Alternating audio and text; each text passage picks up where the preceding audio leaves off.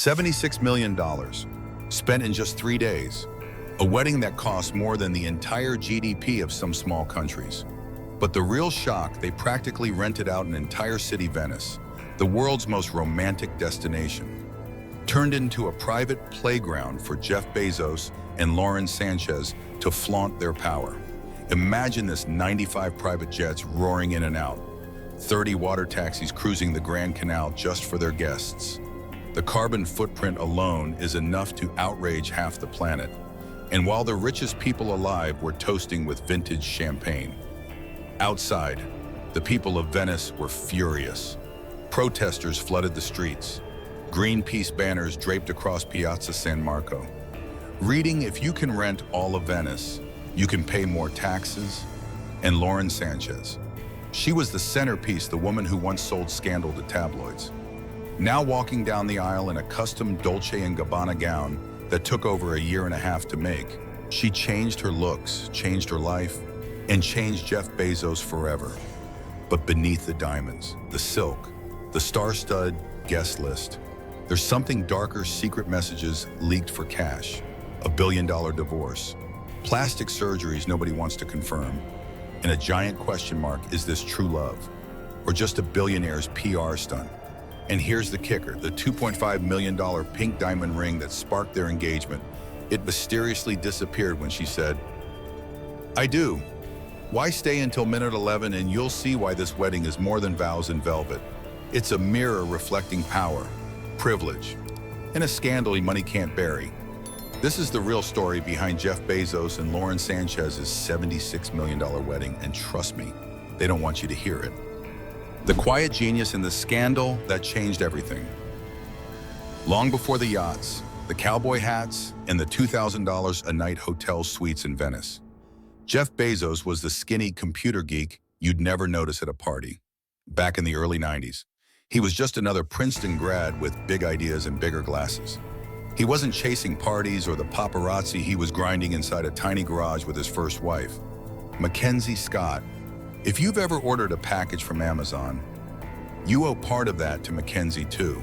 She wasn't just the wife. She helped build Amazon's first business plan, did the bookkeeping, even drove the car when they delivered boxes themselves. Together, they raised 4 kids and lived mostly out of the spotlight until everything fell apart in one explosive moment. In 2019, the world's richest man woke up to find himself splashed across tabloid covers. Private text, personal photos, a secret affair, all leaked. The twist: the leak came from inside Lauren Sanchez's own brother allegedly sold Bezos's private messages for $200,000. Overnight, the shy tech nerd turned into tabloid gold, and Amazon stock felt it. $2 billion wiped out because investors feared the scandal might drag the world's biggest online marketplace through the mud. But here's what stunned people even more. Bezos didn't run from the chaos. He embraced it. 25 years of marriage gone in a signature. $40 billion transferred to Mackenzie Scott, still the biggest divorce settlement in history. And right behind that, Bezos stepped into a new life loud, tan, half naked on magazine covers, and never without Lauren Sanchez on his arm. But who exactly is Lauren, the woman who cracked the richest man alive wide open? Stay with me, because her story is where this gets really wild. The woman who rewired Jeff Bezos. So who is Lauren Sanchez? Really, the glamorous helicopter pilot, the scandal queen, or the woman who managed to flip the world's richest man's life upside down? The truth is, Lauren's story didn't start in billion-dollar yachts and designer gowns. Born to a working-class Mexican family, Lauren struggled with dyslexia in school, the kid who couldn't keep up when teachers called on her. But what she did have was a will that bulldozed through every door slammed in her face. By her early 20s, Lauren was reading the news on live TV, covering celebrity red carpets, political conventions, and breaking into Hollywood movies and bit roles you'd probably miss if you blinked. And then there's the other side of Lauren. 3 kids, 3 different fathers, a marriage to a Hollywood agent that ended in gossip columns, a talent for showing up at just the right party, just the right camera angle, just the right rumor mill. And always that same question floating in the background: is this ambition? Or something else entirely when the affair with Bezos exploded? Lauren didn't hide. She doubled down. She knew the cameras would follow her wherever she went, so why not own it? But the press didn't just focus on her love life. They tore into her face, her body, her clothes. Old photos resurfaced the before and after shots that tabloid editors love. Breast implants, nose jobs, face contouring, all rumors Lauren has never really bothered to kill. Why would she? The more people talk, the more she stays relevant. Meanwhile, Jeff Bezos transformed too. Gone was the awkward bookworm billionaire who'd mumble through shareholder meetings. In came a tanned, ripped cowboy billionaire flexing on magazine covers and open shirts and expensive shades. The richest man alive was suddenly cool, or at least trying to be. And then came the engagement. But this wasn't your typical down-on-one-knee moment at a candlelit restaurant. On Bezos' $500 million super yacht, one of the biggest in the world, Lauren flipped the script. She proposed to him with a pink diamond ring worth $2.5 million. The ring itself made headlines for weeks, a glittering symbol of a relationship that many still claim is more strategy than romance. And here's where the story gets weirder. That ring, the one that set tabloids on fire, it vanished at the wedding. When Lauren said "I do" in Venice, the ring was nowhere to be seen. Instead, the press caught her flashing other diamonds, but not that diamond.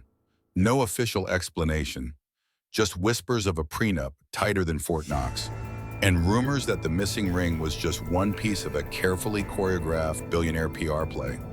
But all of that, the yacht, the diamond, the cameras, was just the warm-up. Because when the wedding finally kicked off in Venice, it wasn't just a ceremony. It was a 3-day spectacle that turned an ancient city into a billionaire's playground and sparked protests that shook the canals. Stay with me, because what happened next proved that all the money in the world still can't buy your way out of the public's fury. The 76 were your spectacle and the fury of Venice.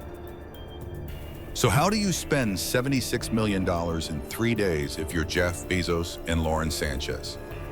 You start by turning Venice, a city millions dream to see once in their lives, into your private backdrop for the wedding of the decade. They didn't just rent a ballroom or a luxury hotel, they practically locked down the city. Locals say entire streets were barricaded off. Police redirected tourists away from canals. Shops closed early, because when the world's fourth richest man wants a fairy tale, he gets it, even if that means displacing actual Venetians for an entire weekend. The numbers are jaw-dropping. 95 private jets flew in guests from every corner of the world, dumping tons of carbon emissions into the same fragile atmosphere Bezos once pledged to save. 30 water taxis were reserved just for the VIPs. No local or curious tourist was getting close. Inside the Aman Hotel, a palace on the Grand Canal, where rooms start at $2,000 a night, more than 200 hand-picked guests checked in. Rumor is Bezos' penthouse suite cost more for 3 nights than most families make in a year. Then there were the flowers fresh, custom-made arrangements flown in from around the globe, Murano glassware, hand-blown on special order, cakes crafted by top Italian chefs with ingredients sourced from secret farms. And the guest list, it read like a who's who of billionaire royalty and Hollywood power. The entire Kardashian-Jenner clan showed up draped in couture, cameras flashing as their boats pulled up to the docks. Leonardo DiCaprio tried to sneak in under a baseball cap. But hiding DiCaprio in Venice is like trying to hide a tiger in a living room. Good luck. Tom Brady arrived solo, headlines wrote themselves. Oprah sailed in with Gayle King, both laughing under sunglasses. Even Ivanka Trump and Jared Kushner came with their kids in tow, proving that billionaire business ties know no political line. But while Bezos and his inner circle toasted with vintage Dom Perignon under centuries-old chandeliers, the city outside was boiling over. Hundreds of Venetians flooded the narrow streets in protest. Some carried signs comparing the wedding cost to their annual salaries. Greenpeace unfurled a massive banner in Piazza San Marco. If you can rent all of Venice, you can pay more taxes. The local news caught footage of angry chants and handwritten signs taped to canal bridges. And here's the part no PR team wants you to know: the protests got so intense. They forced Bezos to move the main ceremony at the last minute. Originally set for the historic Scuola Grande di San Rocco, a Renaissance masterpiece, the wedding had to be shifted to a private dockyard in the Arsenale, behind tight security and temporary walls. Even with all his money, Bezos couldn't buy silence from a city fed up with being a billionaire's theme park. Meanwhile, Lauren was the star of every camera lens. She didn't just wear one dress, she wore four, each more outrageous than the last. For the vows, she stepped out in a custom Dolce & Gabbana gown with a high lace neckline and a cathedral-length veil. Channeling Sophia Loren in her prime, by dinner, she was in Schiaparelli couture, then switched to an old Hollywood corset look for the party, and when the last champagne cork popped, she closed the night in an Oscar de la Renta gown embedded with over 175,000 crystals, more sparkle than most people see in a lifetime. Yet while the world gasped at the dresses, the real twist was that missing pink diamond engagement ring. The $2.5 million rock that started it all, gone from her finger when she said, "I do."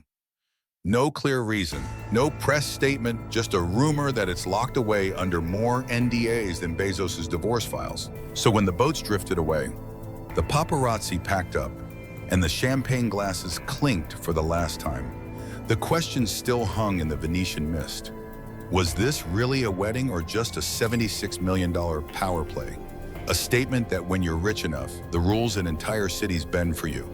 And if you think this is where the story ends, you're wrong. In the end, maybe this was never just a wedding. Maybe it was a message that when you have enough money to spend $76 million on 3 days of champagne and silk, entire cities will bow or they'll fight back. The pink diamond vanished. The protesters roared. But Jeff and Lauren sailed away anyway like modern royalty. Untouchable, unstoppable, and maybe a little untouchable in ways the PR teams will never admit. So what do you think this really was? A billionaire love story for the ages, or just a tone-deaf flex while the rest of the world struggles to pay rent? Drop your take in the comments. Is this the price of love or the price of power? And if you thought this wedding was over the top, wait till you see what's hiding inside the secret life of Kim Jong-un's wife, her Dubai mansions, and the secrets the regime doesn't want you to see. Click over now, and I'll meet you there.